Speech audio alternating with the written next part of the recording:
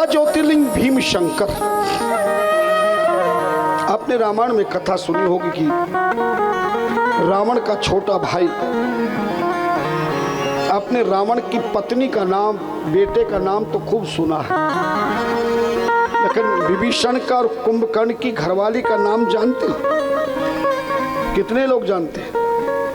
क्योंकि तुम्हें पत्रिका नहीं आई थी क्या? शादी में नहीं गए? हम गए थे। विभीषण की धर्म पत्नी का नाम श्री शर्मा वाल्मीकि रामायण में दिया गया है। और कुंभकर्ण की पत्नी एक ही दिन के लिए बनी। एक दिन के लिए क्यों बनी? क्योंकि बाद में तो सो जाता था। कोई घरवाला 10 दिन सोवे, एक दिन जागे तो घरवाली खुश होगी क्या? आपने सुना होगा रामायण में मानस के अरण्य कांड के 7वें श्लोक के बाद चौपाई दी गई है। एक राक्षस मिला था सीता लक्ष्मण राम जी को, जिसका नाम विराध था। मिला असुर विराध मग जाता, आवत ही रघुवीर निपाता। उस राक्षस ने जैसे ही भगवान पर आक्रमण किया, विराध को मार दिया। मरने के बाद उसने ऋषि का रूप धारण किया। बोले मैं ऋषि हूं, श्राप के कारण में राक्षस बन गया था, आपसे गति थी। उसकी पत्नी ने सीता जी को दोनों हाथों से पकड़ लिया। अब राम जी नारी पर कैसे हाथ उठाएं?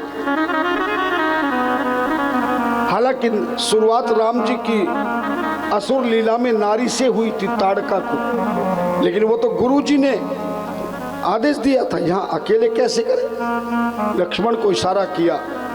लक्ष्मण ने अपनी योग से तलवार तैयार की और इस विराध नाम के राक्षस की पत्नी के दोनों हाथ काट दिए। और दोनों हाथ काटते ही सीता जी आजाद हो गई। तब चरणों में गिर गई, प्रभु मेरा जीवन कैसे धन्य होगा?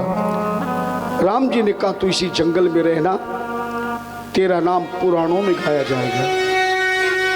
राम जी ने उस देवी का नाम करकटी रख दिया। क्या रख दिया? करकटी। तुम्हारी आवाज हमें आज तक नहीं सुनाई दे रही। हमने तो आज देखा कि हमें तो कमरे में डाल रखा है यजमान, और मेहमानों के लिए इतना बड़ा मैदान, वो भी खाने पीने के लिए। हम भी सोचे कि हम कमरे से बाहर क्यों नहीं निकले। है? और इतना खाकर के भी, पीकर के भी, घर में तो खाया होगा।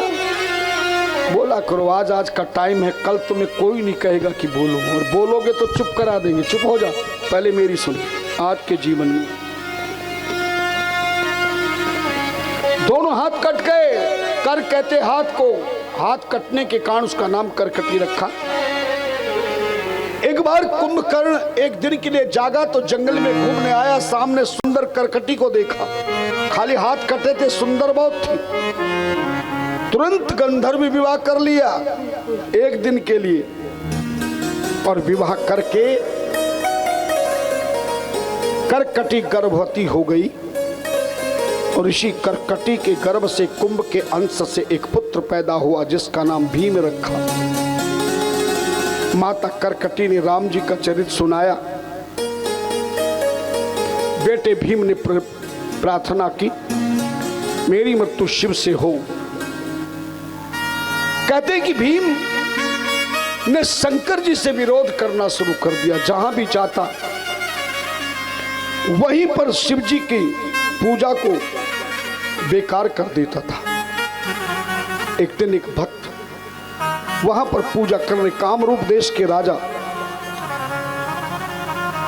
जिनको इस राक्षस ने बंदी, भीम ने बंदी बना लिया था, जेल में डाल दिया था, जिनका नाम धर्मप्रिय था, उन्होंने जैसे ही राक्षस ने पूजा बीच में खंडित करनी चाहिए, शिव जी को याद किया। भोलेनाथ प्रकट हो गए, त्रिशूल से उस भीम को संहार करने वाले थे।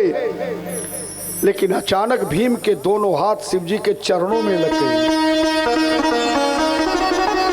किसी को मार रहे हो और चरणों में हाथ लग जाएंगे, चरण लग जाए चरणों में, फिर आप माफ करेंगे ना?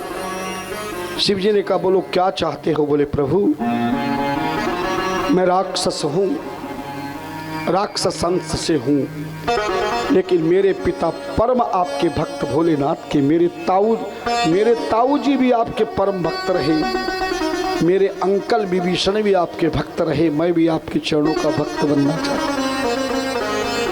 ताली मत बजा देना,